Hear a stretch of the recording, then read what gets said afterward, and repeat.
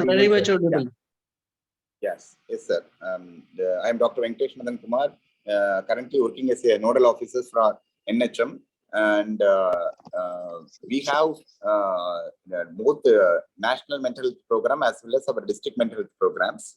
The national mental health programs where all our medical college have psychiatric unit, and we have professors and assistant professors and clinical psychologists as well as a social worker.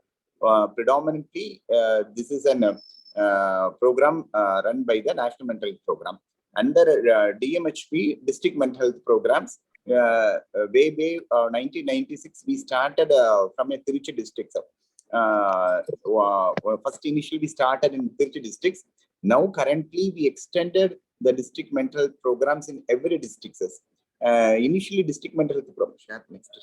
District mental health programs, we have only one psychiatrist appointed, because currently, the mental health issues are very huge, and after post-COVID, there are a lot of psychological problems, especially like anxiety, depressions, and phobia, and stress-related problems and job losses are very common. Now we have appointed one more psychiatrist, what we call as a satellite psychiatrist.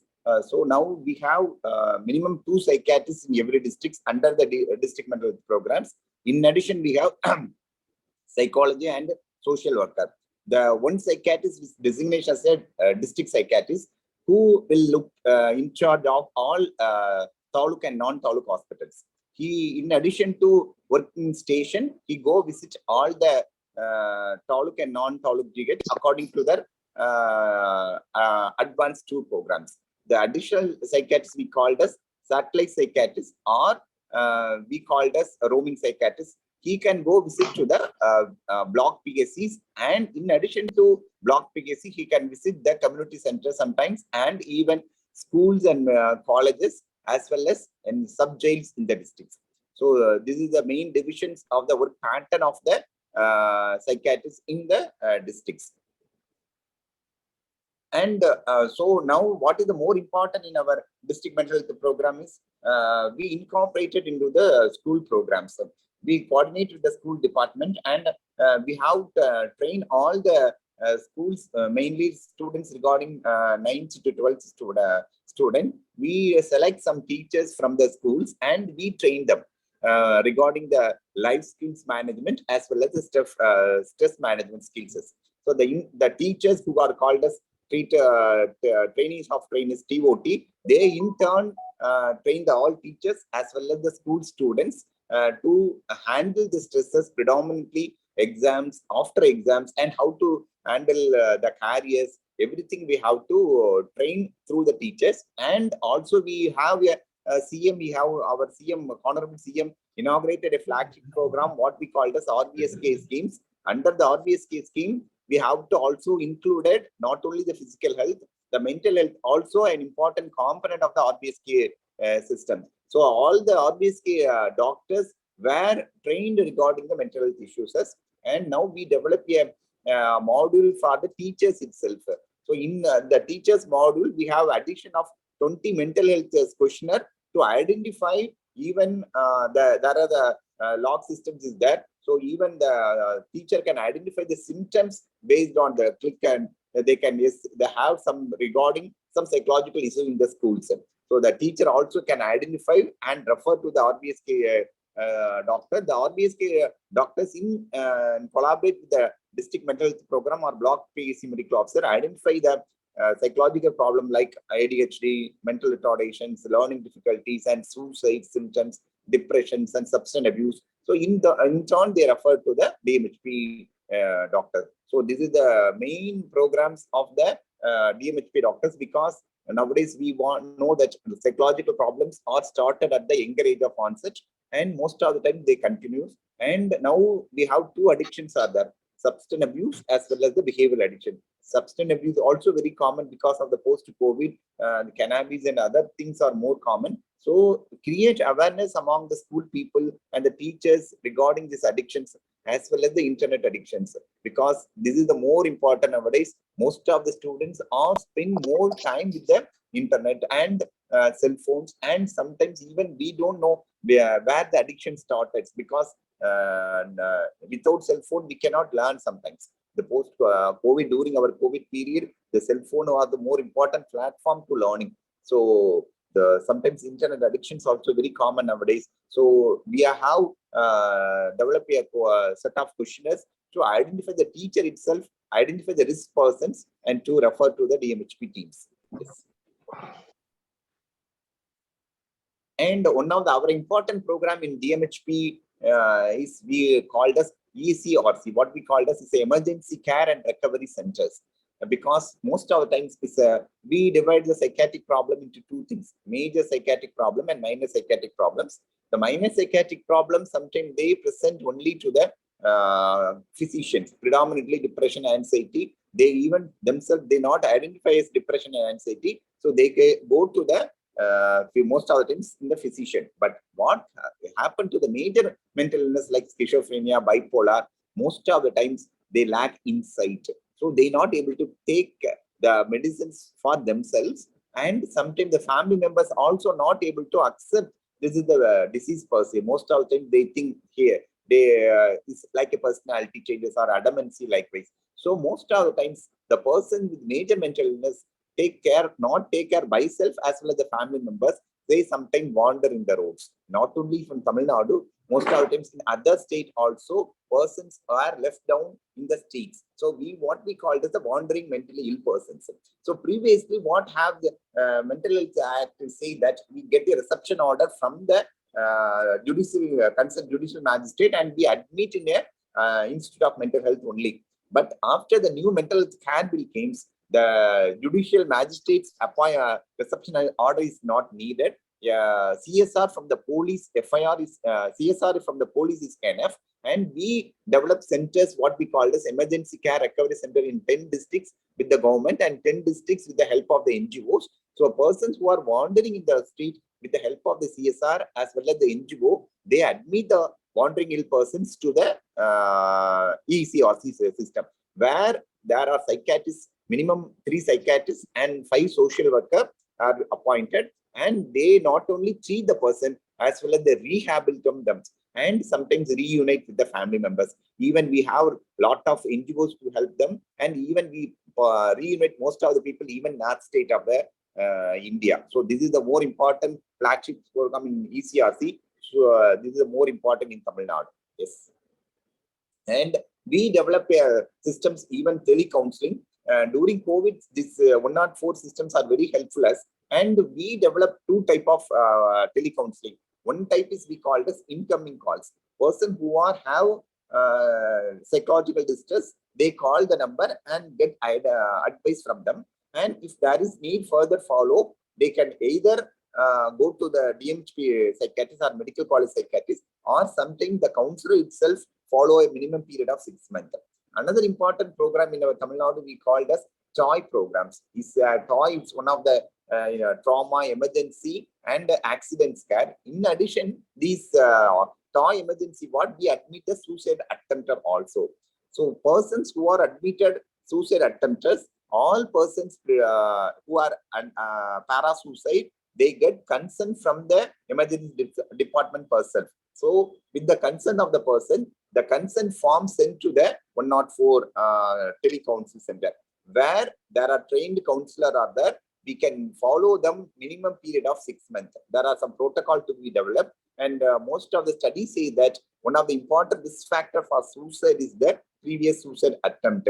And especially India have nowadays more suicide attempt, and next to Maharashtra, Tamil Nadu also have high suicide rate. Around 11% of persons are committed suicide.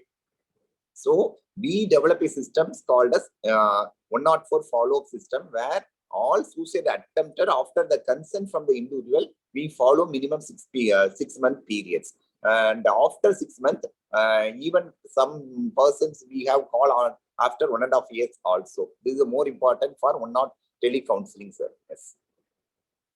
And now we you know that Government of India we launched a program called as Uniqueness by our Honorable Prime Minister Sir and World Mental Health Day. But in Tamil Nadu, what we have a uniqueness is that we not only give counsel to the persons, in addition, we have to integrate it to the other department, like differently able social welfare department. So the person who are giving counseling, as well as identify the social determinant of the causes and link to the department with the help of CM helpline number is also there. If any clarification, they have contact the CM helpline and do the social determinant for the causes of the psychological problems. And in our medical college, we now started a program we called as Manam. What is called as is a Manam Nalla Adaru Mantram. This is short form of Manam, where we identify all the college students and select them as a 2 ambassador. The college students of the 2 ambassador will train in psychological first aid or psychological training were given to them, and that the student is like a peer facilitator, identify the persons who are suffering from psychological problem, because sometimes they cannot share with the faculty or some other person. So they can share with the peer facilitator, and the peer facilitator in turn to come to the psychological department. Because every colleges have psychiatry department, they can come up to contact the psychiatry faculty member. In addition, every colleges have a toll-free number to contact the psychiatry department telephone. This number to displays in the hostels as well as where the prominent of the students were gathering. So if you have any psychological distress, even they call to the psychiatry department to this toll-free number, because most of the time they don't want share, and stigma very common to the psychiatric problems. So, and in addition, we last 2 years we started a unique program called as NEET for the NEET students. We have after the NEET results comes, and most of them they not able to tolerate the stress, and the parental pressures are very high. We started getting the numbers from the school department, and we contacted all the NEET students. We have achieved around 70,000 calls to make and counsel the parents as well as the students. So this year, what we do as in Uniqueness, even before the results came, we contact every student as well as the parents through the telecounseling, as well as the post test also we contact through the telephone services we give to them. So this is a main predominant systems were running in Tamil Nadu, sir, under DMHP, sir. Dr. Venkateshji, excellent presentation, to the point. In fact, you are doing an excellent job. But in this area, particularly in mental health, I think equally important is how to live classes, meditation, yoga, Yes, and particularly counseling on how to cope up with failures. Yes, sir. And distress management. I think these are equally important. What are you doing about all these aspects? Yes, sir. Yes, sir. We have nowadays every community centers, we have a integrated program, Ayush program. Is yoga teachers also there, sir. And Siddha doctors and yoga masters are appointed, and physiotherapists are appointed in that. So if they have sleep, like if they have person have sleep disturbance, not only we do counseling and we will do simple technique, they can even go to the yoga teacher and practices yoga itself. The yoga teacher can teach them the yoga and other relaxation technique and deep breathing exercise were taught by the yoga masters itself, sir, yoga doctors itself. And even medical college we appointed, even our Institute of Mental Health, we have a yoga doctor, 2 yoga doctors were there, and they have taken regular classes for the inmates also, sir. So now even medical college also have a Ayush department. So we have integrated nowadays with every department with the yoga system also, sir, definitely. I think good books are also important. If they read and spend time with quality good books, yes, sir. Then stress will be definitely will go down. Yes, sir. Yes, sir. Anyhow, okay. Thank you very much. Thank you. Thank you, sir. Thank you so much, sir. So, efforts and presentation. Thank you. I have any specific question to ask? State TB officer of National TB Elimination Program from the state of Tamil Nadu. So today this is a presentation on the mobile diagnostic units for tuberculosis elimination program in the state of Tamil Nadu. The Sustainable Development Goals has a very important indicator, which is the third indicator, which talks about ending the epidemic of AIDS, TB, malaria, and other communicable diseases.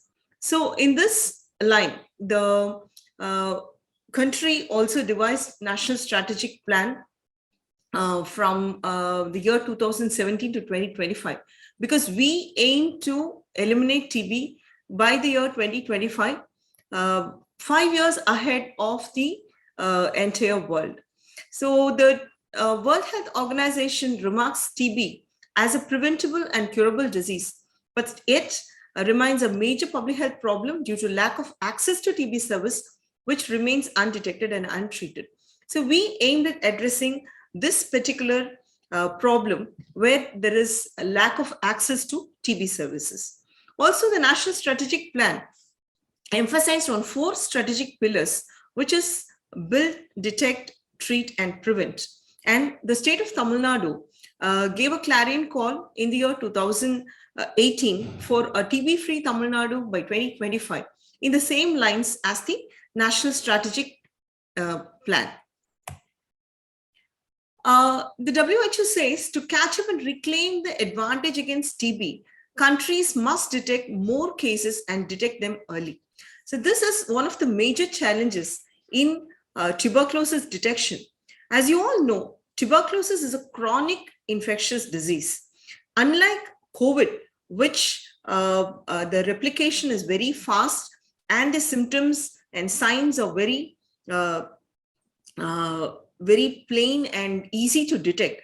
Whereas tuberculosis is such a disease where the detection is always a challenge. Also, there was a prevalence survey undertaken by the ICMR in our country, which showed a substantial proportion of TB patients may not visit health facility because of no or mild symptoms. Accessible to door-to-door step quality health services to marginalized and never reach vulnerable populations is very important in this background prevalence scenario.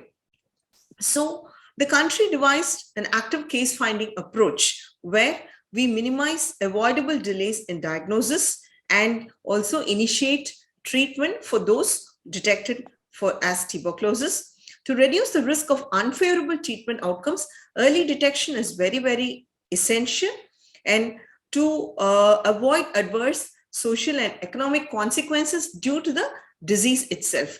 The disease tuberculosis has to be treated for 6 long months, and it also takes a toll on the patient's health. The productivity of the patient suffers during this treatment period.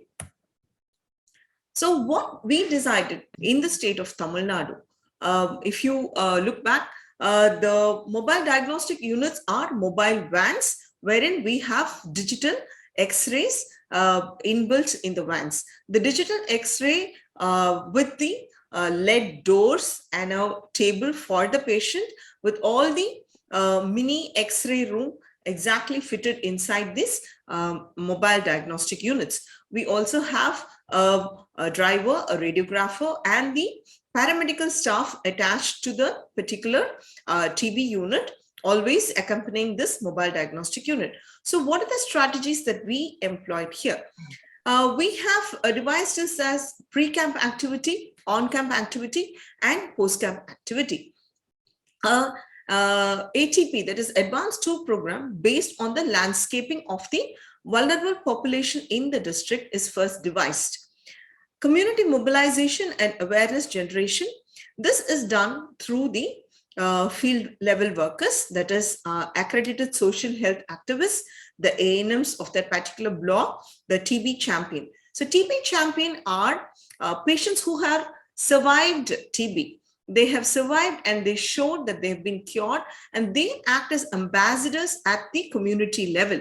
And we use these TB champions during our pre-camp activity. And field coordinators and demand outreach support gather. So this is during the pre-camp activity, we give a call to that particular village or a block about the symptoms and signs, and we also get these community volunteers to bring in patients for the camp. During the camp, we do a health checkups. So attendees will be checked for other NCDs as well. We do blood pressure monitoring. We also try and get the local primary health center to provide us the tested for diabetes. We also see the height and weight so that the BMI can be calculated. We ask for important symptoms of tuberculosis to the patient and other social and clinical risk factors. And then we provide X-rays. Individual will be registered on the X-ray register, and then X-rays are taken for this individual. And we also pilot using an artificial intelligence solution in this digital X-ray format, wherein the images are uploaded and then results as to whether it's normal or abnormal is got immediately. So that what we do with the patient is, if there is some abnormality, we encourage the patient to provide sputum samples and take them to the next step of diagnosis. So post-term activities, we do a diagnostic linkage. Sputum samples will be collected at the camp, or if the patient is unable to produce sputum at that point, we give them a sputum sample collection cups and ask them to get it in the early morning samples, so that one of our field staff will go and collect it. So if you see, we not only cover the population in the community, we also have migrants in vulnerable group screening. The state of Tamil Nadu is now facing a lot of migrants, or rather, we do have people coming from other states for work. For example, this is a photo of TB screening camp for L&T construction at the Chennai airport. So we take the mobile diagnostic unit to the Chennai airport, and of course we had the medical officer of the L&T to support us, to talk to the employees. There were about 1,000 there. So we also would not interfere with the working hours. We have a dialogue with the factory manager or the manager there, so that they come in groups. So this is one such activity. On the right side, if you see, you also can see industrial worker screening. So we talk to the industries and we get them to cooperate with us for this kind of screening, because again, this is also a very important where we can get the males, because whenever the mobile diagnostic unit goes to the community, most of the male in the family, they go to industries, they go for works. So we also try and catch this particular group in the during our industry screening. So this is what are the strategies that are used, the targeted approach. So we are explaining to you. So we first take the X-ray and we find out whether it is normal or abnormal. So what happens if the X-ray is normal? We still offer patients asking them about symptoms. What are the symptoms? Whether they have cough, whether they have fever, they have fever or cough. And we encourage them, if they say they have cough with productive sputum, to provide us samples, and then we test the samples in our nearest designated microscopy center and provide them with the results. And during all this, the out-of-pocket expenditure for the patient to travel to the or accessing the health facility is totally reduced. What happens if the X-ray is abnormal? So we, though the artificial intelligence softwares can give us a diagnosis which can pinpoint the diagnosis at the field level, this mobile diagnostic unit is used only as a screening tool and not as a diagnostic tool. So we only take abnormal or normal. Thereby, we don't alarm the patients or the healthcare workers who screen at the field level. So once the abnormality comes, we also explain to the patient all the soft skill training necessary for interaction with the patients has been provided to our field staff who man the mobile diagnostic unit. And then we ask them to encourage the patient to provide us samples for testing, and then we take it from there. These X-rays are also read by the medical officers in the health centers. So it is actually double check. We do not go only with the artificial intelligence diagnosis. So what is the uniqueness of the nominations? So the artificial intelligence and MDUs, it gives an accurately detect active pulmonary TB cases where the radiologists and experts are always available to interpret the results. Thus, X-rays are read in less than a minute by AI software solution. So this is what I said earlier. And it also reduces the diagnostic processing time and cost and increasing the throughput of the healthcare system. Then clinical findings other than tuberculosis are also captured by artificial intelligence. Such patients that is other than tuberculosis are encouraged to visit the health institutions for further diagnosis.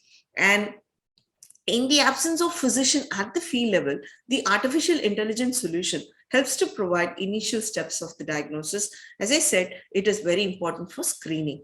Also for screen for other non-communicable and communicable diseases by AI are linked to the nearby health facilities to further screening and treatment.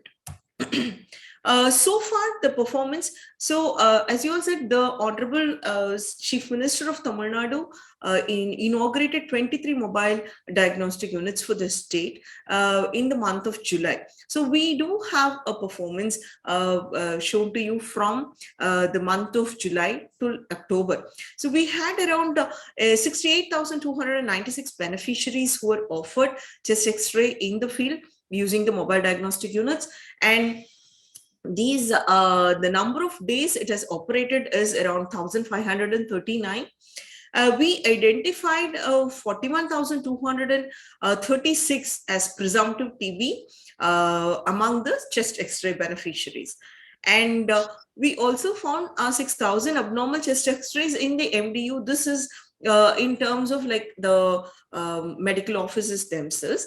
And what we did was we anonymized the data. The name of the patient will never reflect in the X-ray at the AI, which is going for the AI reading. And this also improved our positivity rate in the sample. So we did not the lab technicians, the burden is reduced by using such artificial intelligence solutions in the AI model.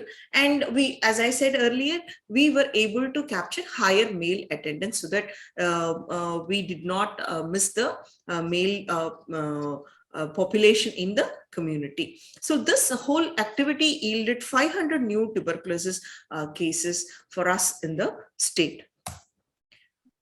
So this helps to reach rural women. So as I said, women also do not come access the health facility as often as we would want, so that TB is hidden and it comes when they come to the health facility, it is always in a florid stage or the late stage. It really helps us to reach the women in the rural community. This mobile digital unit also acts as a digital storyteller to raise awareness of TB, which is very attractive to the rural population. The van is has an inbuilt TV where we project all the IEC videos. And active screening and testing for TB with immediate results encourage more people to utilize the services. Other NCD screening like diabetes and BP is also done along with this mobile diagnostic unit. We now start seeing more number of male attendees. And despite observing some operational challenges and logistical challenges, and ma'am, sorry to interrupt you, ma'am. You have another 2 minutes. Yeah, sure. So we provide all diagnostic tests to confirm the TB diagnosis. We also have the MMUs, which have the potential to detect TB, and sometimes we do a concerted camp effort at the state. The scalability. This activity can be scaled to initiate preventive therapy in household of current TB patients, because the current TB patients have been, the household contacts of the current TB patients have to be put on preventive therapy. To rule out TB in those household contacts, we utilize this mobile diagnostic unit. In health institutions that are in tribal pockets, this unit serves as an on the need basis. Whenever there is market days or shandy days, these mobile diagnostic units are very, very useful. And these units are used to detect TB. As also in difficult terrains, there are handheld digital X-ray units with AI fitted, which can be carried in bikes. So we are planning to scale it to that level. And as a screening tool in situations where there is a dearth of radiologists, scaling up to detect non-TB lung pathologies, not just TB, but other lung pathologies, early detection of cancer, this can be scaled up to that level as well. So that's all from my side. So thank you so much for this opportunity to present our mobile diagnostic unit for early TB detection. Thank you. Dr. Ashaji, very good effort. In fact, your mobile unit will screen many diseases, not only TB, but many other diseases also, just like lung cancer and all that. In fact, it is a very good program and integrated with the community health also. But how serious is this TB is in your state? So we are one of the high burden states because we are the larger states. Though we show a 2% decline as the entire country is showing a decline in the epidemiology of TB, the latest challenges is one of the growing industries and the migrants who are flowing in. There are traditional districts that are showing a very steady decline. We are also doing district level annual survey. We have been awarded bronze medal and silver medal by the National TB, Central TB Division for showing a decline. But those are in the rural districts. But the industrialized urban health is going to be a huge challenge. And there are, the prevalence is more in industrialized and urbanized areas of Tamil Nadu. So it means, can we say, at least to some extent, that industrial industries are the root cause of more TB patients? Yes, sir. See, the occupational health, because tuberculosis mainly affect the lungs. We also have so much of spinning mills and the construction, the crusher industries. So where there is more exposure to dust. So that is where now we want to concentrate so that these mobile diagnostic units can go up there. We'll not interfere with their production. What happens is whenever we go as a team, they always say we cannot switch off the machines. It will affect our production. So we wanted to show them, no, we are having something here. We have invested so much on this so that you can send them, because this is going to be just a 10 minutes process for each patient, 10 minutes of their time or during their lunchtime. So that's how we have devised a plan for industrial worker screenings. Okay, okay. Thank you, please. Good effort. Thank you, sir. Dr. Saab, it is always said prevention is better than cure. So, can you be a bit louder, sir? I'm not able to hear. Prevention is always better than cure. So Yes. What you're doing in this respect? Yeah. So for prevention, sir, we do this active case finding. We also have a line list of the current patients and the past patients. We use a mobile diagnostic unit to diagnose, or rather screen, the household contacts with the past patients. And we also have this vulnerable group mapped in each of the districts so that we will actively screen them and provide them prevention. We have a therapy. This is TB preventive therapy. We call it TB preventive therapy. So we use this mobile diagnostic unit to also detect the latent TB that could be in the family of the household. And by industry screening the industry, we are using the social contacts of the active current TB patients. We are doing, so that is a separate project which is kind of nested into this. So this mobile diagnostic unit comes in handy for those vulnerable mapping and vulnerable screening as well, sir. So that we offer them preventive therapy for 6 months or 3 months. Very simple equipment like mask can help people to be away from TB. So are you using this type of very, very simple devices or equipment or things to prevent TB?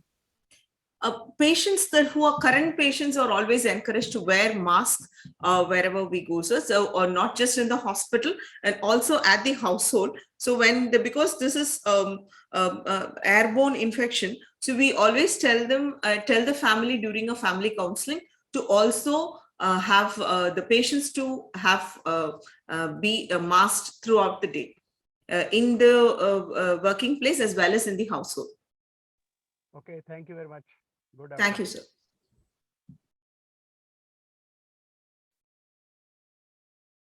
Tamil Nadu. Dialysis is a modality of treatment for patients with chronic kidney disease, which states that the kidney is damaged irreversibly. So this is what is called as chronic kidney disease. These are the patients who needs dialysis support to sustain life and for future progress. So a brief summary regarding chronic kidney disease. It is a gradual, irreversible loss of kidney function. It progresses through 5 stages, and the last stage is called as end-stage renal disease. End-stage renal disease is a stage wherein patient needs some form of dialytic support so that he can continue his life. There are, around 20-25 years back, the pronouncement of ESRD was equivalent to pronouncement of death, because the 3 modalities of treatment, namely hemodialysis, CAPD. CAPD is a form of dialysis wherein a tube is placed in the abdomen, and it is a home-based dialysis, and transplant was not affordable throughout the state. It was around 20 years back. But currently, because of the able support of the central and state government, all 3 modalities have percolated widespread across the state now. So some points regarding the burden of the CKD. CKD, as anticipated, the commonest cause of chronic kidney disease worldwide is diabetes, which is closely followed by hypertension and a disease called as chronic glomerulonephritis. But what is more alarming is the next 2. One is called as CKDU, chronic kidney disease of unknown etiology, which has been highly common in people who are working in some areas of excess heat, excess stress and all. And this is being at a large increase in our country now, CKDU. And the other one, which is currently coming up in a big way, is CKD, chronic kidney disease, because of ingestion of native herbs and some medications. For example, some young people who go to the gym and all use some powder which contains highly toxic component which can damage the kidney acutely, and then they can follow to become a chronic kidney disease patients. So the burden of CKD is day by day increasing alarmingly in our country.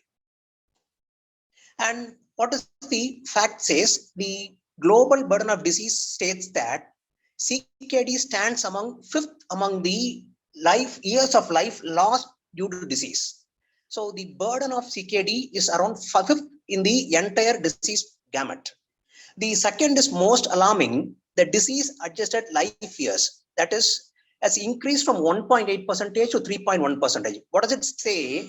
The effective or productive life of an individual is coming down dramatically once he is labeled as a CKD patient. And there is an Indian registry which has all the data regarding the CKD patients, and it has some 3 bitter truths. Unfortunately, 50% of all patients with CKD who come to the healthcare institutes come with the last stage. So 50% of patients who present to the healthcare system come with the end stage disease, which warrants treatment in the form of either hemodialysis or CAPD or transplantation. So the second alarming fact was, unfortunately, around 50% of patients with ESRD who needs dialysis had an income of less than 5,000 per month.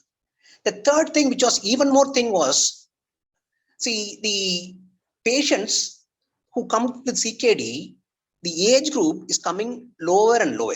So the productive population is affected by CKD, who are already economically poor, and they come up with the stage 5 disease, which warrants some form of therapy. As I told, there are 3 forms of therapy: hemodialysis, CAPD, and transplantation. The fourth bitter truth is all these 3 modalities are extremely, they incur a high economic burden to the individual. Hemodialysis approximately causes around 10 to 15,000 per month. CAPD, which is called as home dialysis, which costs around 20-25,000 per month, which was initially affordable only for the upper middle income. But currently in our state, in Tamil Nadu, a new scheme was thrown open by our Honorable Chief Minister last year, September 5th, in which the bags are provided free of cost to all these economically poor people at their home by a palliative staff nurse. And this has been going on for the past 1 year with around 250 to 300 beneficiaries at present. The third is transplant. Transplant again incurs a heavy cost, but even transplant is being done absolutely free of cost with medications supplied free of cost. So all this four needs high commitment from the government, which is being ably doing the justice.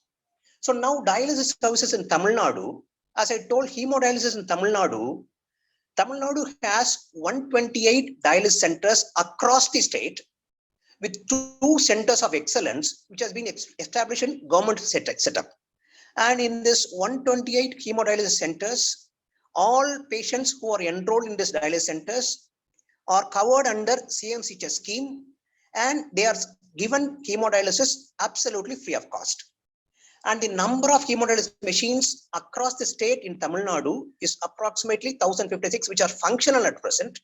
And this is spread over 128 dialysis centers across the state. And then coming to the performance numbers, the numbers of hemodialysis sessions, approximately each patient will come to the hospital for 2 sessions per week minimum, or 3 sessions per week. So the number of sessions of dialysis which has been performed in Tamil Nadu from April 2022 to September 2022 on 7,000 odd patients was crossing 3 lakh sessions. 3 lakh sessions. All these 3 lakh sessions was done for these patients by the state government, absolutely free of cost, covered under CMCH scheme.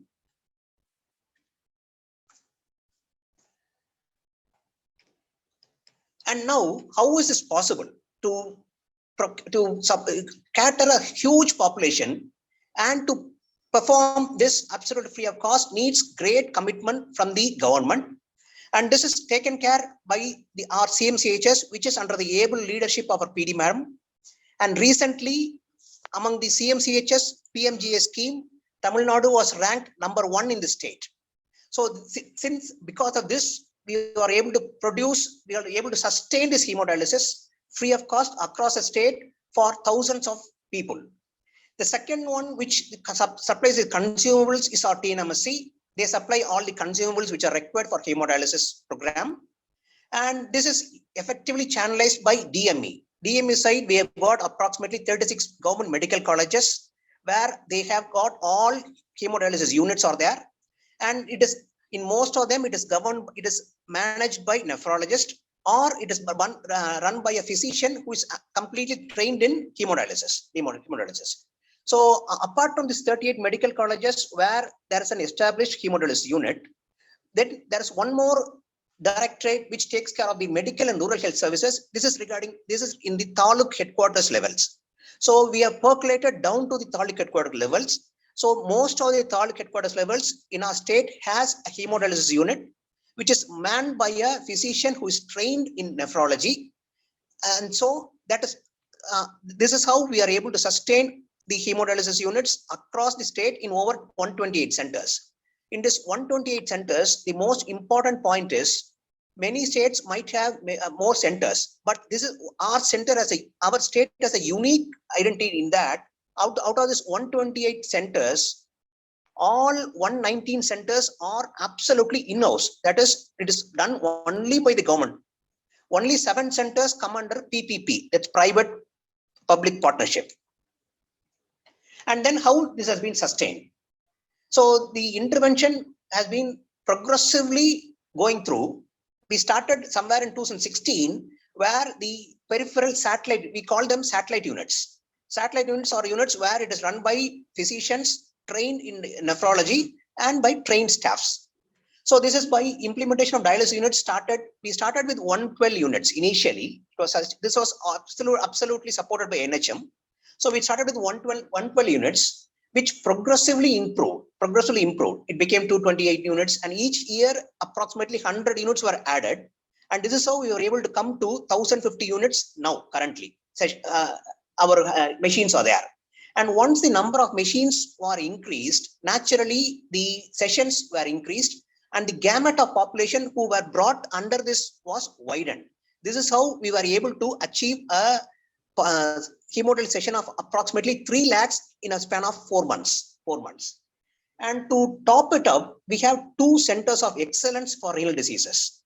Since it should not be only in the capital, we have one center in Pudukkottai, which is in South Tamil Nadu, and one, as usual, we have a center of excellence in Chennai. So these were funded approximately 72 crores were funded, and all essential tools required for hemodialysis, including machines, CRRT machine. CRRT is a special form of hemodialysis which is done for unstable patients who needs dialysis. That also is provide sled machine. That is also a special form of dialysis. That also is provided free of cost to these centers, and both of them are working. And the other one is in Chennai. So now the next was to establish the peritoneal dialysis unit. As I told you initially, CAPD was initially affordable only for the upper middle class, but now in Tamil Nadu, it has percolated to even the remotest village. They get these CAPD bags absolutely free of cost at their doorsteps by the palliative care nurse, and they monitor them every month also. This is a unique project which is absolutely started first in Tamil Nadu. And for this they had 2 centers. One was in RGGH, which was in Chennai, and second was Madurai. So these were 2 called as the spoke and hub model, and they are now starting to implement it across the state. And most importantly, this dialysis unit, it is not that patient comes and gets dialysis and goes off, but the quality of the dialysis which is being imparted in these institutes are checked periodically by NHM. So every month, these patients who are on hemodialysis undergo a complete profile of their blood checkup. This is to ensure 2 things. One, to ensure the adequacy of dialysis. It is not that they come because it is free of cost. It is not done without care. It is done with extreme care. So they monitor the efficacy of dialysis. So if the reports say it is inadequate dialysis, then the number of sessions of hemodialysis will be increased from 2 per week to 3 per week. So the quality of dialysis is checked. 2, every month they will check their liver status to assess whether any infection they have acquired during hemodialysis. To ensure this, then there is one more thing, how we see to that patients do not acquire infections in the hemodialysis unit. So to do this, we have 2 separate units. So sorry to interrupt you. You have another 2 minutes. Thank you, sir. We have 2 separate units for seropositive hepatitis C, B. We have separate units, and we have separate units for seronegative patients. We see to that seronegative patients do not convert into seropositive patients. So that we have 2 separate wash area. We take absolute universal precaution to ensure nil conversion of hepatitis C in our hemodialysis units. This is not for 1 or 2 units. This is for all units, all 120 units across the state. And this is one in a peripheral Perambalur Government Hospital headquarters. This is the dialysis unit there. And one more point regarding the one which is here is their RO plant, reverse osmosis plant. This is called as the heart of the dialysis unit, because if it is infected, patient will get infected. So this plant will be taken care of absolutely carefully, methodically, monitoring the colony count every month to ensure safe dialysis. So what is the mission of NHM and the state of Tamil Nadu?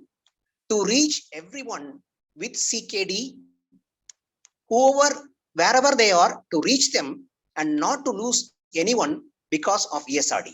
Thanks a lot, sir. Thank you, Dr. Saab. Very good effort. In Thank fact, you, this is a very typical disease, renal, typical because it is irreversible. Yes, sir.